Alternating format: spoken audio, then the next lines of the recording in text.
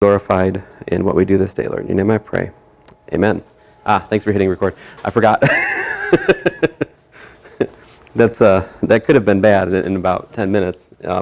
Let's see here. So we're talking about the integers and the so-called modular integers, or I usually just call it z mod n. So when you think about the integers, the first thing that's important to know about, of course, is the division algorithm. What's the division algorithm say?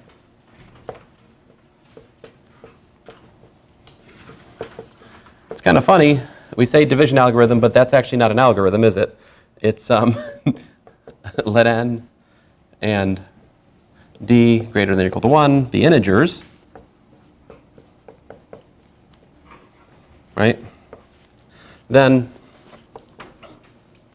there exists unique q and r, the quotient and the remainder in z, such that what? N is equal to qd plus r with what? With 0 less than or equal to the remainder less than d, where d is the divisor, right? Now, the proof is given in your text, and the proof is by what?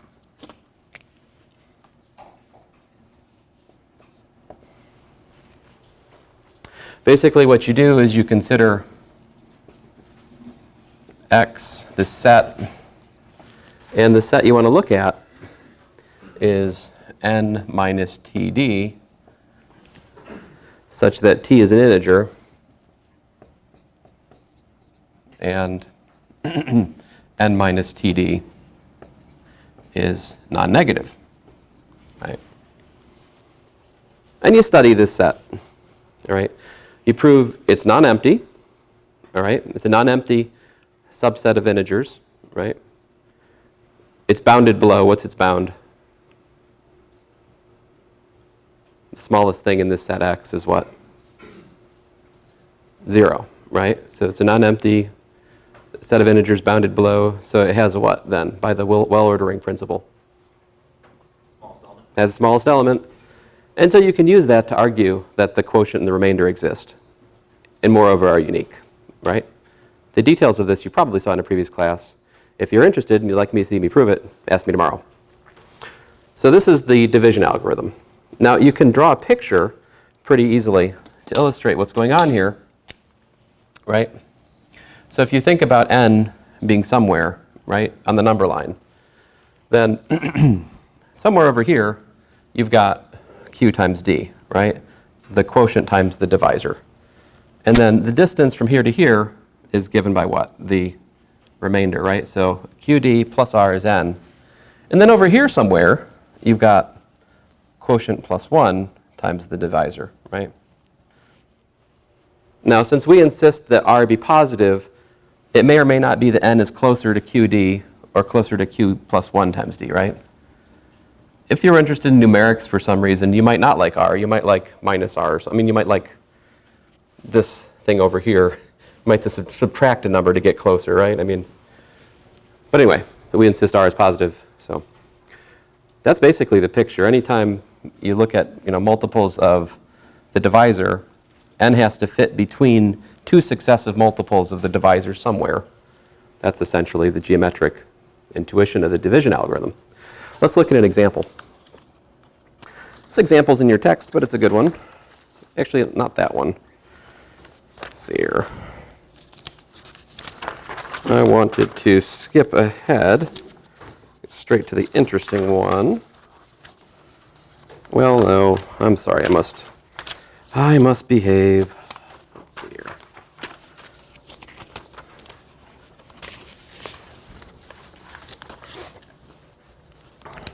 Color change.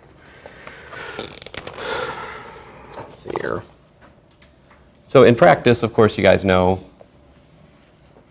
if I had n equals to 4,187, and we take the divisor of 129, pragmatically speaking, you got calculators, right? So you can calculate n divided by d, and that gives you approximately 32.45 or 46, something like that, right? So from that, you can extrapolate a moment of thinking, right? Q equals to what? 32, right? And if you actually subtract 32 and keep the full decimal, there's a little bit more. It's actually 32.457. There may be more. I didn't get my calculator out and check the book yet. But anyway, 32 times 129 is equal to what? It's equal to 4,128, right? And so if you take 4,187 and you subtract 4,128, what do you get? Is there a question? Because if there's not a question, the talking needs to stop. Let's see here. Minus 32 times 129.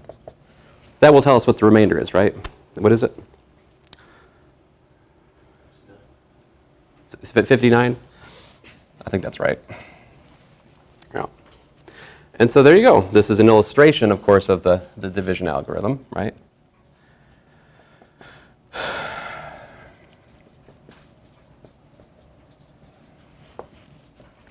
So pragmatically speaking, if you have a calculator, there's sort of a pretty easy algorithm to go by. You just take the numbers, divide, pick off the integer part that will tell you the quotient, right? And then if your calculator is sufficiently gifted, you can subtract that piece off, and you can, I mean, there's another way to find this 59 is what? You could subtract 32, take the 0.457, multiply by 129, it'd also give you 59. But that's dangerous, right? Because you get into issues of, you know, numerical methods. You might not get an exact representation of the decimal part, and you might get 58.999 or something. You got to use some common sense to supplement that. This method, on the other hand, taking the number and subtracting the multiple of the quotient off, will give you the exact remainder reliably, right? All right. Anyway, that's about all I have to say about numerical methods in here, so enjoy it.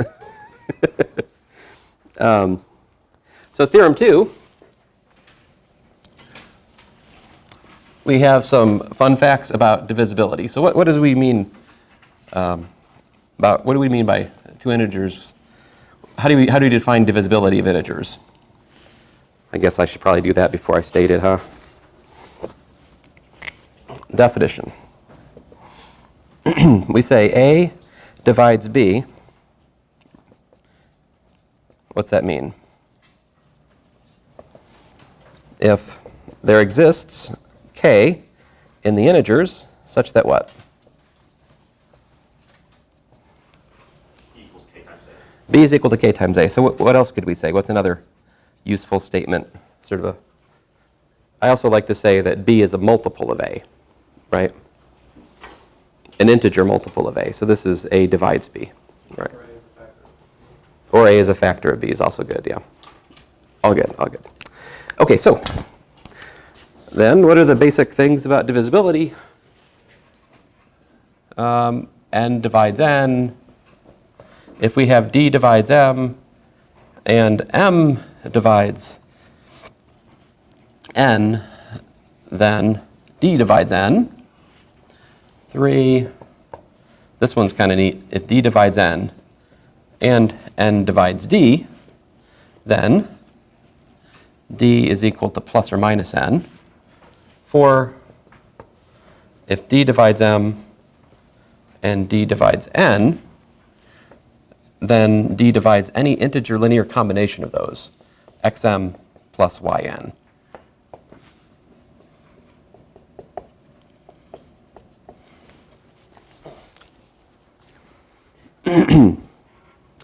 So the proofs of 1, 2, and 4 are pretty straightforward. I'll look at 3. 3 is kind of fun.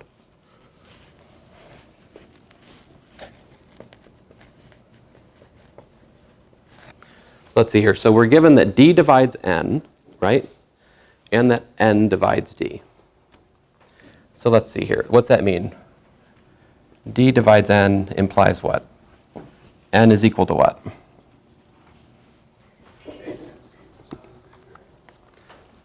A times D? All right. But then this is equal to what?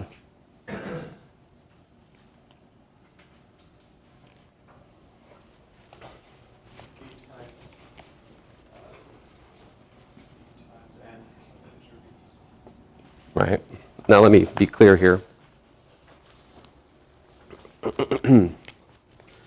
So this a is coming from that, right? So a is an integer.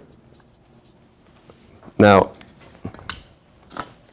on the other hand, the reason I know I can break d up into that, there exists b in the integers since what?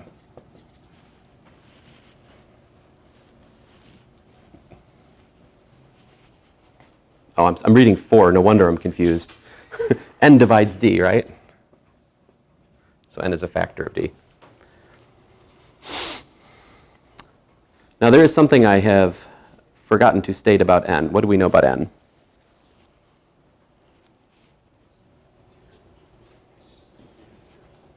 Yeah. Oh, I guess I was thinking n has to be non-zero, but It does. But we didn't put that does in the it? definition. Does it have to be non-zero? I don't know. I don't. I think we have different class. I don't think it does. This is not division by n. This is d divides n, right? How did we, in the definition there, you didn't define the set for A and B? What We could just use set? if k equals 0 for that, and then Yeah. we're left to know. Yeah.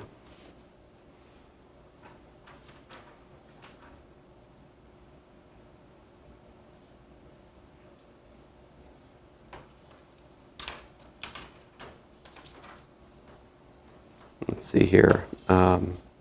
Yeah. So what are divisors of 0? Right, everything.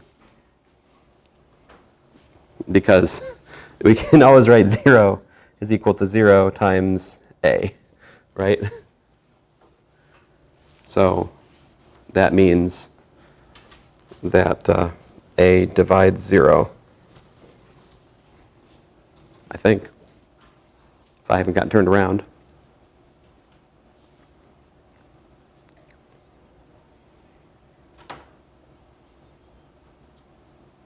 Okay. So anyway, getting back to here, so if n equals 0, then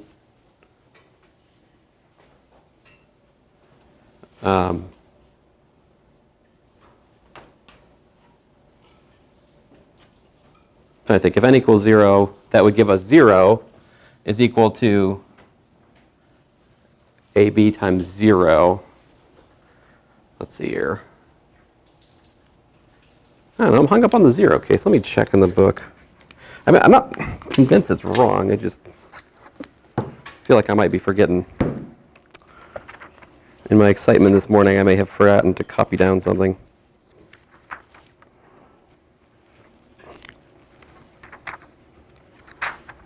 We need to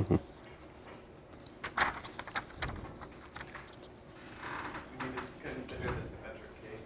So in this, with this equation that we have here, n equals 0, d not being equal to 0 doesn't give it. Yeah, this is theorem 2 on page 33. There is no fine print. Wait, just to guess. I don't think it works because if n equals 0, then you have 0 divides b, so that means 0 times some integer equals b, which doesn't work.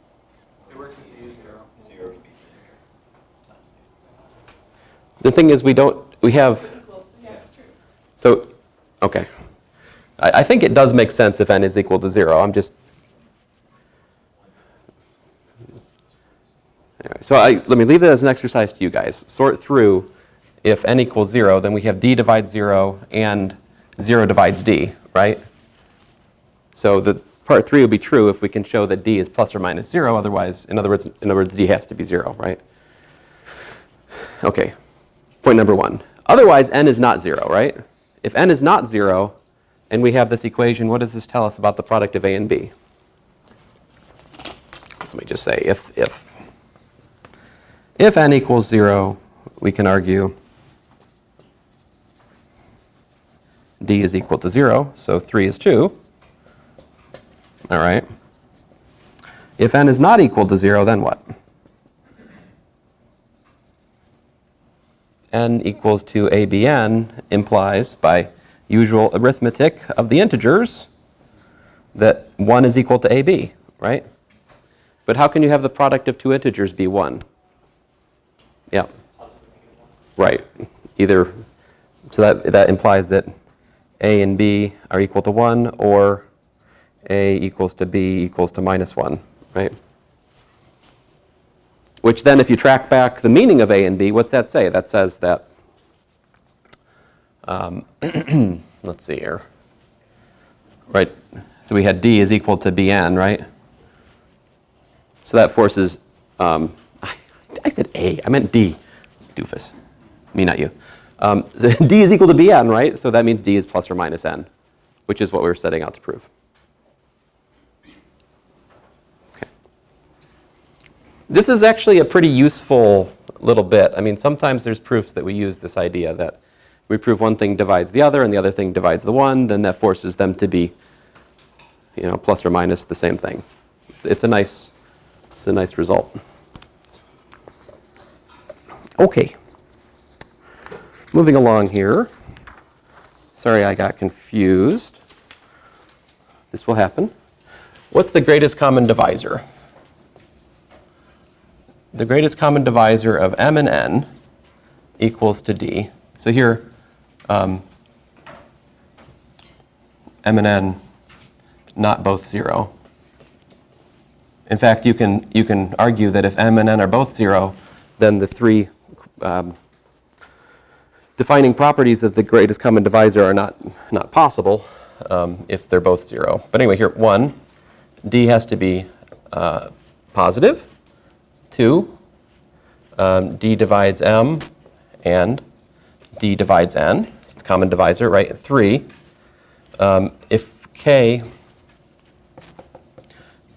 divides m and k divides n, in other words, if we have another divisor of both m and n, that implies what? K divides d. All right.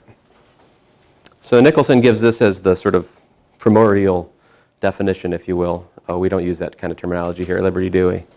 The genesis of the greatest common divisor is given by these three items, 1, 2, and 3. And then, of course, that quickly gives way to Theorem 3, which is really what we like to use to describe the greatest common divisor. Let m and n be integers, not both 0. All right. Then d equals to the greatest common divisor of m and n exists. All right. It's an integer, and d is equal to mx plus ny for some x, y, and z. All right. This is known as Bezout or Bezau's theorem. You guys tell me the pronunciation. Maybe some of you are resident French scholars. I don't know.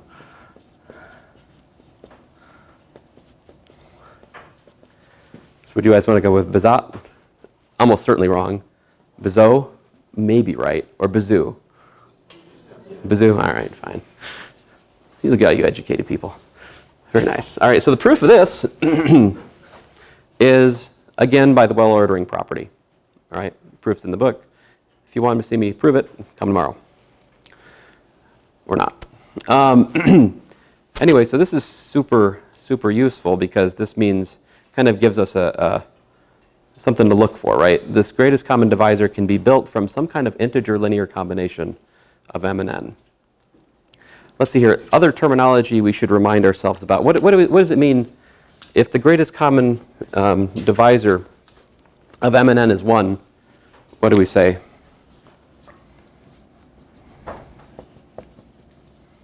The greatest common divisor of integers m and n is equal to 1. Then m and n are what? Relatively prime. Yes. AKA coprime, but Nicholson doesn't seem to use that language. So these are relatively prime integers. In fact, you can make an if and only if statement. I mean, m and n are relatively prime if and only if there exists x and y, right, such that 1 is equal to mx plus ny. That's an equivalent, that's a characterization, in fact, of relatively prime integers. You can go the converse direction as well. All right, so how do you actually find this mysterious x and y for relatively prime integers, right? Or how do you find the greatest common divisor for just a pair of integers, right? What's the method? Well, that's actually what we usually call the Euclidean algorithm, right? Let me show you an example of that.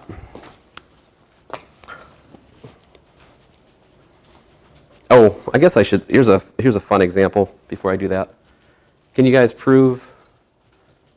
So again, theorem, m and n are relatively prime if and only if there exist x and y such that 1 is equal to mx plus ny, all right? So can you prove that success, I mean, this is really nice little, it's just a tiny example in Nicholson, but I really liked it.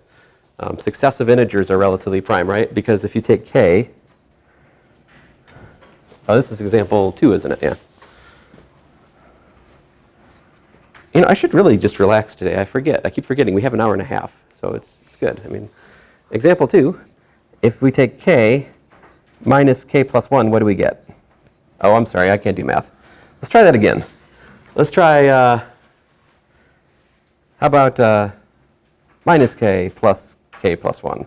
There we go. K's cancel. We get 1, right? So thus, the greatest common divisor of k and k plus 1 is what? 1. Here, I'm using x equals to minus 1 and y equals to 1.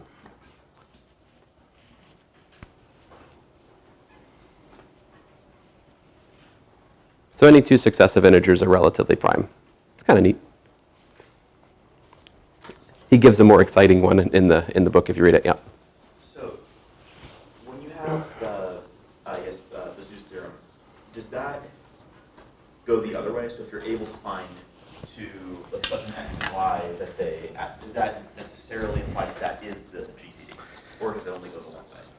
Because it almost seems like you're arguing backwards there. Like obviously they are relatively prime, but I'm not sure that works unless I'm reading it wrong. I said it. I didn't write it. M and n integers, right? Not both 0. Are relatively prime. You are right. That's how I'm using it. But I was referring to theorem 4, which I didn't write. I just said relatively prime if and only if 1 is equal to xm plus yn for some x and y. See, so, I mean, theorem 4 pretty much gives you license to use this equation being met by particular integers x and y as the definition for relatively prime. Does that work in general or just for that case? What's the definition of relatively prime in general? I'm talking more about, GCD in general. Like, can you extend that to something else? GCD in general requires, it's a little bit, the question is what plays the role of plus or minus 1, right? Because plus or minus 1 are the units in the integers.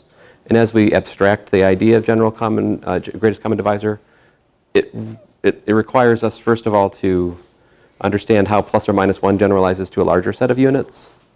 So that's a lot of it. But we'll eventually get to those ideas, but not, I'm nervous to say more at the moment. Okay, Yeah. That is on our list of things to do, to understand how to generalize the concept of divisibility, prime, to other abstract systems, yeah. Okay, so let me remind you guys the Euclidean algorithm.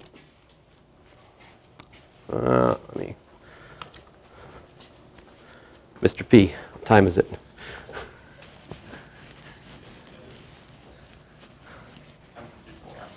10:54, okay. 26 more minutes, you say.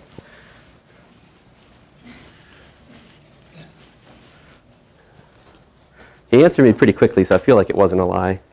Let's see. So example. Oh, I'm sorry. I should actually write it over here.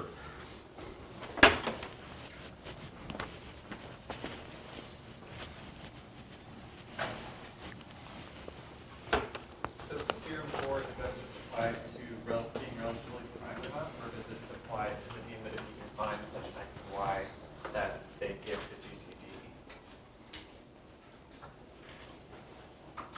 I mean, Bezout's theorem says that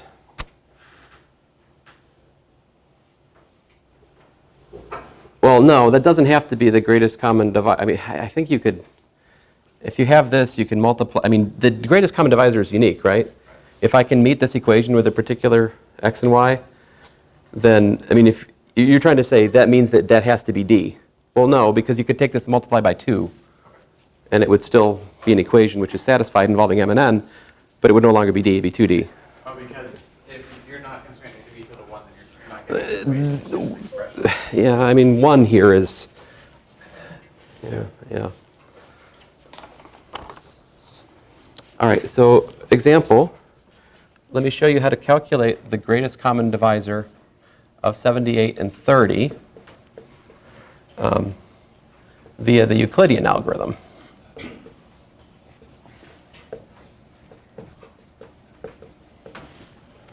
All right, so what you do is we start with 78, right? And we try to write 78 as multiples of 30 and a remainder, right? So we get what? 2 times 30 plus 18, right? Then the next step is you take the 30, put it down here, right? And you try to write 30 as multiples of 18. How many 18s can we put in 30? Just 1. So 1 times 18, what's left over? 12, right? All right. Now 18 gets to play the role 30 did before. Bring 18 down here. And the question is, how many 12s can we put in 18? Well, one of them, all right? What do we got left over? 6. All right, now we bring the 12 down. And we try to write, how many 6s can we put into 12? Ah, it's a multiple. We're done. 2 times 6, right? Plus 0. Once we get a remainder of 0 in one of these successive divisions, we're done. And then you can work your way back. So you take the last thing here, 6. Oh man, worthless.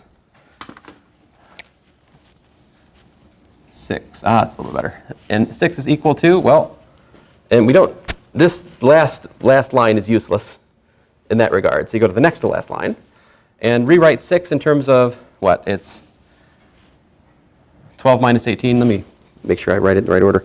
18 minus 1 times 12. All right. That's from this. I'll use some color coding here. Next.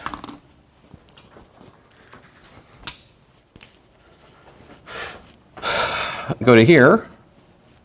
And I do what? I keep my 18, right? But the I really should have used, oh well, my color coding is not optimal. Minus what? 1 times 12 is actually what? 12 is 30 minus 1 times 18, right? Which I probably should just write as 18. Yeah, fine. Next step, just some bookkeeping. So this is what? 2 times 18 minus 30. All right. At which point I go, aha, let me go up to here, right? And I trade my 18 for what? 78 minus 2 times 30. All right. And then I still got my minus 30 over here. All right, now just clean it up. What do we got here? We've got 2 times 78. And how many copies of 30 do I got? Minus 4, minus 1, so minus 5 times 30. So we have that the greatest common divisor of 78 and 30 is what? It is equal to 6. Very good. And 6 is equal to 2 times 78 minus 5 times 30. So there you go. There's even the so-called x and y of Bezout's theorem, right? The Euclidean algorithm gives us a method to find the x and y, a straightforward method. All right. Now, there are other things we know about relatively prime integers, right? For example, if we have the greatest common divisor, d, of m and n, what can you say about m over d and n over d? Like here, what can we say about 78 over 6 and 30 over 6? What are these numbers? They're integers. That's a good point. But they're also relatively prime. Very good points. Equally, what is 78 divided by 6? 14. 14, okay. 14, and this is what, 5, right? 14 and 5, relatively prime? 13. Ah, see, I bought into it. Oh, well. Although, ironically, 14 and 5 are also relatively prime. But how do I know that? I mean, how do you actually judge relative primeness of actual integers? Do you always run through the Euclidean algorithm and see that you get a result of 1? Is that what you do? It's not what I do. If you were asked, is 100 and 121 relatively prime, well, how do you think about it? Yeah. You factor them, right? This is 2 squared times 5 squared, right? And this is 11 squared. You find the prime factorizations of them, you compare. If there are no matching primes, they're relatively prime, right? And you can also do other things like find the greatest common divisor or the least common multiple using prime factorizations, right? These things are explained in nice, elegant, general notation in section 1.2. I'm not going to write them on the board because we all know them. But at times they're useful for certain proofs, all right? So you should definitely review those things that you learned in the 3rd grade. I'm sorry, what am I saying? 7th grade, apparently.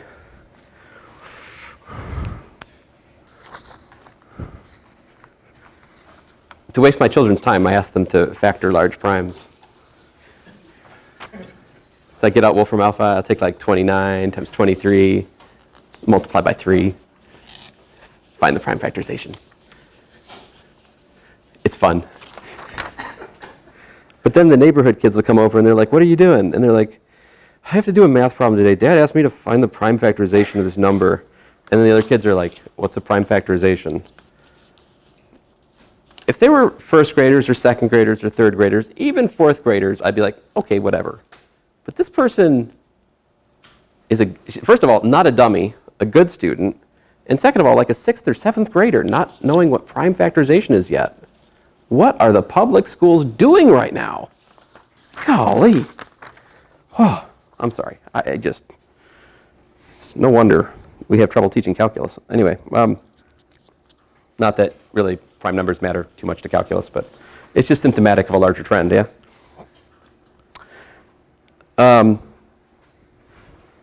So theorem 5 about how relative prime numbers behave. You know, if m divides k and n divides k, they're both relatively prime, then mn will also divide k, right? So we have that. And they behave somewhat like prime numbers. Part 2 of theorem 5 shows you that. All right, the proofs, if you'd like to see them, I will give tomorrow in the help session. So I'm going to turn the page here to section 1.3. Actually, tell you what, before I do that,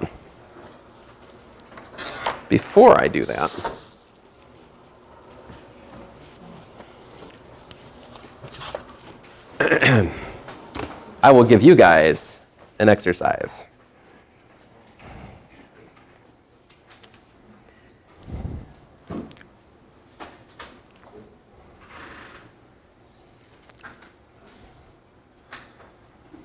So I'll be collecting this, so get a piece of paper out.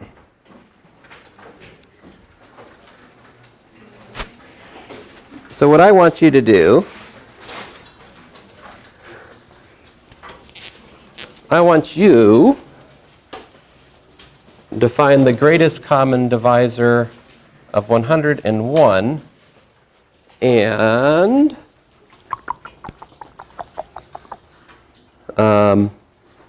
122 by the Euclidean algorithm.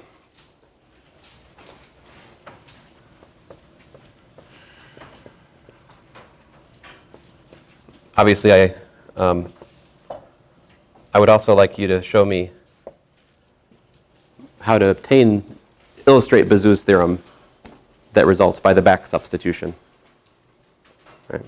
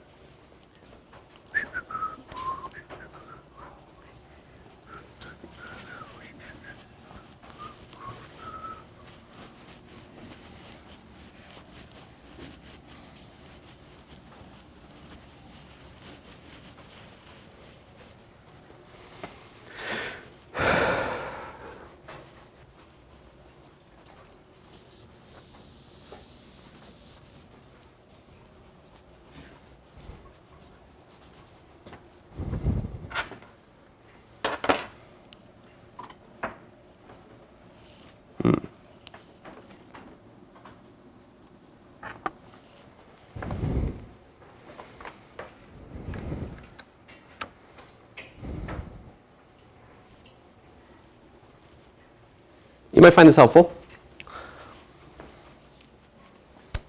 This is the website. One of the many. Well, my brother wrote this little Java applet. You might notice that the numbers I picked. So you see where'd you get to? Are you right? Good. Good. You can just put your name on it and hand it in. I just wanted to see if you're here and paying attention. So you can just go ahead and stop where you are and turn it in right now. I'm just curious. Who knows what they're doing? It's not worth a lot. Just turn it in.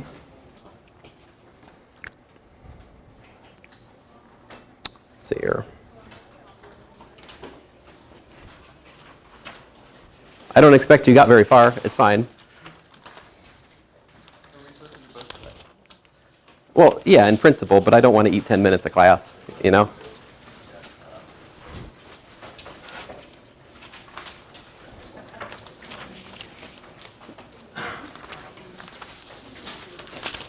I should be able to judge from this if you've actually seen this in a previous class or not, and or if it's stuck. So, just doing a check on the, oh, names, yeah, names are good. Thank you. Oh, wait, this is mine. I didn't actually put mine in. Oh, okay. Very good. Yeah? What? So guys, it looks like, from what I see here, just glancing through, most of you understood what I just said, but probably not because I said it, right? Because if I was you, I certainly wouldn't have had enough time to learn this, right? We're very much still in review mode. But this is super nice because it gives us a way to check answers, right? So in fact, 101 and 122 are relatively prime, right? And not just that, is 101 prime? Ah, cool, cool. All right, so that brings us to 1.3. Which is on modular arithmetic, right?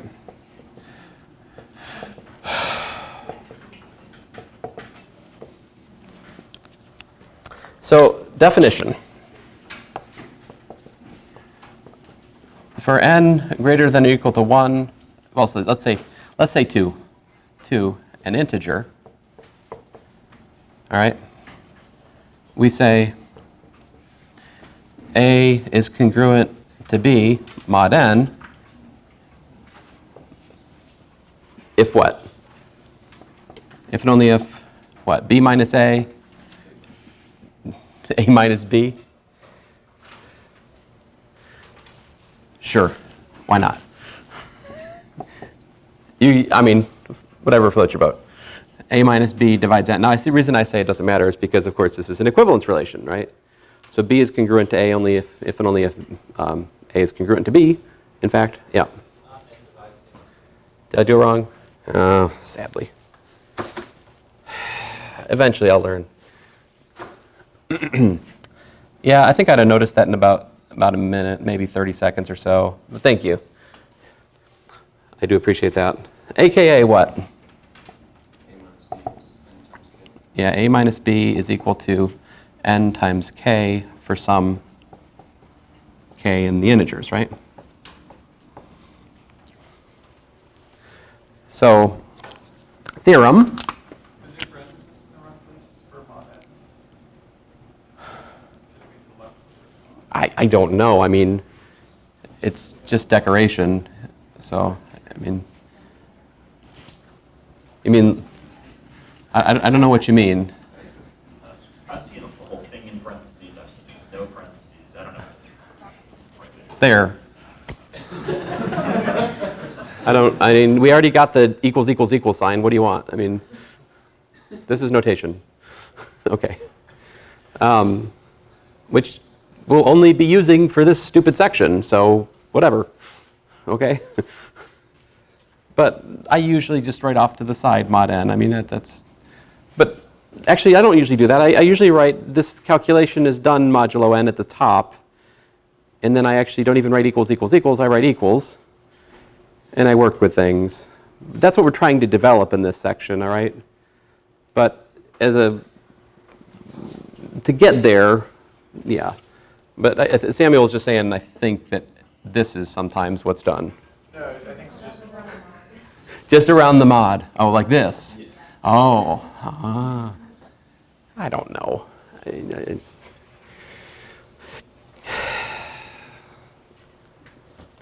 So, theorem. Equals equals equals is an equivalence relation on Z.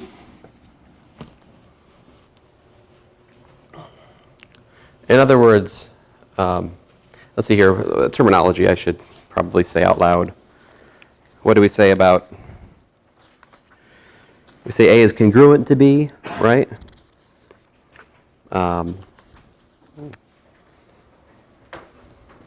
What is N called? That's the thing I haven't said yet that I should say.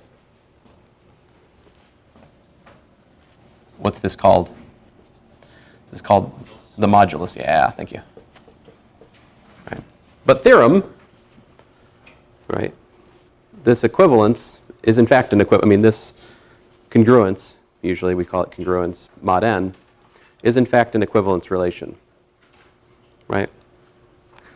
It's fairly easy to see the proof of that, right? I mean, if A is congruent to B, then you just multiply by -1. You get B is congruent to A because minus K serves the role instead of K. Minus K is an integer if K is an integer, right? You know, any integer is congruent to itself because integer minus integer is 0. And 0 is 0 times n, yay. And transitivity is not much harder, all right? So given that, what does this say about congruence in terms of how it relates to the integers? What is this? This gives us a partition, right, of the integers into equivalence classes. What are the equivalence classes? So this is the notation that we used in the previous chapter, right? There's special notation for this section, A with a bar over it. But this is what? This is the set A plus n, and basically A plus nk, such that k is an integer. I mean, that's what this works out to. It's a set of all integers congruent to A mod n. Any questions? So, for example, example 5, 4, 3, I don't know. 5, okay. If we take n equals to 2, then on the one hand we have the equivalence class of 0, 0, 2, you know, plus or minus 2 rather, plus or minus 4, and so forth, right? Or we have the equivalence class of 1, which is plus or minus 1, plus or minus 3, plus or minus 5, and so forth, right?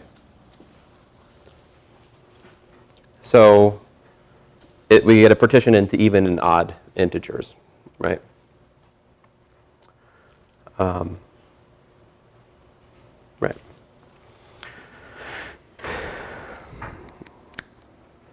So the quotient set, as we called it in chapter 0, gets a special name here as well, right?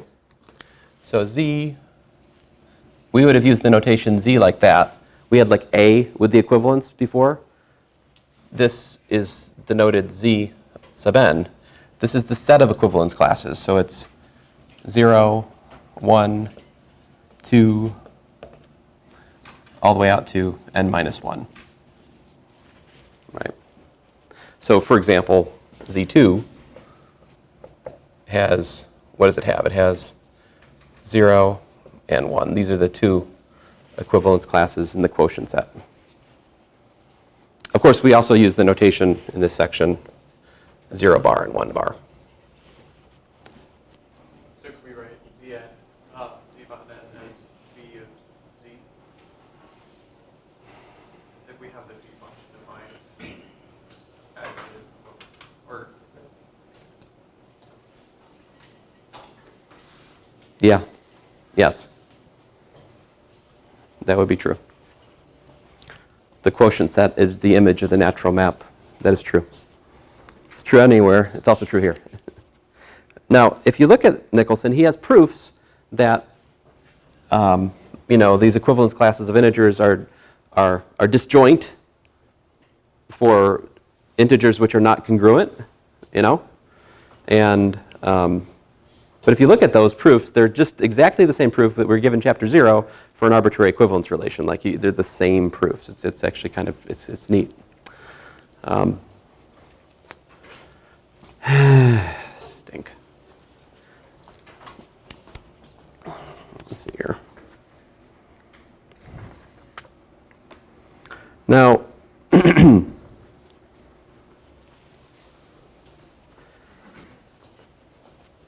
let's see here. Why is z, I guess my question to you is, why is z mod n, this we also call this z mod n, right? It's not a subset of z, is it? Right?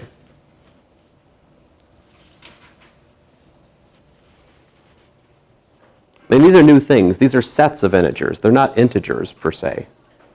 They behave a lot like integers, but they themselves are not integers, right? A set of things is not the same as a thing, right?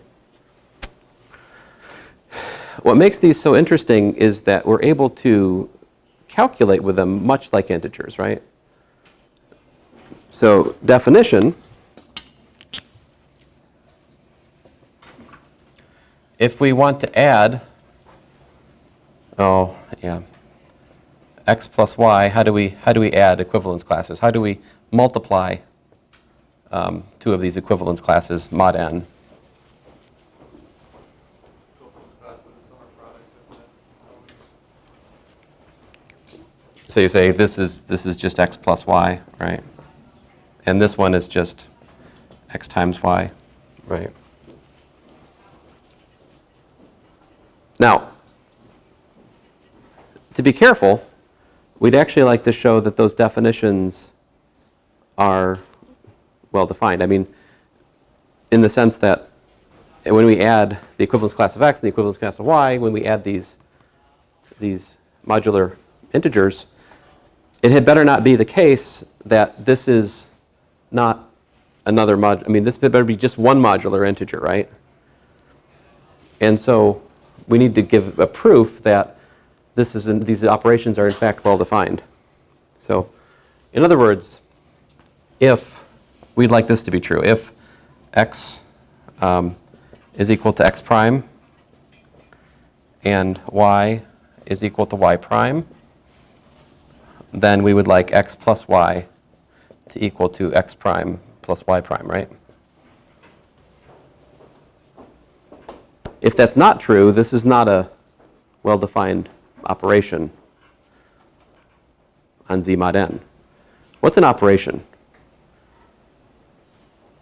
Talking about I'm getting ahead of the story a little bit, but a binary operation is something where we take two things from a set, right? Actually from the Cartesian product of the set, and then you get another thing in the set, just a single thing. So it's a function from the Cartesian product to the set again. Now, how do you prove this? It's really pretty simple. This says that x prime is equal to x plus nk, right? This says that y prime is equal to y plus nj for some integer k and for some integer j. So then, what is x prime plus y prime?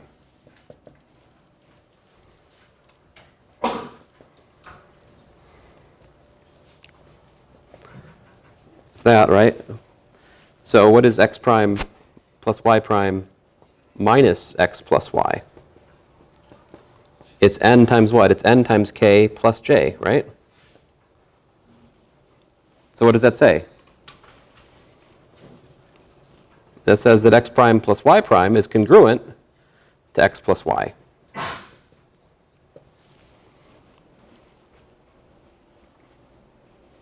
And this little calculation proves that the addition of modular integers is well defined. A very similar calculation shows the multiplication of modular integers is well defined. What are other properties of modular arithmetic? And it's more fun to use this notation, right? Like x bar plus y bar equals to x plus y bar, or x bar times y bar is xy bar, you know. What are the other properties of modular arithmetic? Is it commutative? Is it associative? Is there a zero? Is there something that behaves like 1? Are there negatives? Yes, yes, yes, yes. Does every non-zero thing have an inverse? No, that's the rub. So for example, in Z6, we have 3 bar times 2 bar equals to what? 6 bar, right? Which is 0. But neither 3 nor 2 are 0. And you can prove that that means that there's no multiplicative inverse for 3 or 2. There's no other thing in Z mod 6 that I can multiply 3 or 2 by and get back 1. You can prove that the equivalence class containing 1 serves as like the multiplicative identity. Right. So we will talk more about these things next time. I'm a little bit behind, but what can I say? Oh, you thought I was actually going to go with the full time? It seemed possible, didn't it? Yeah.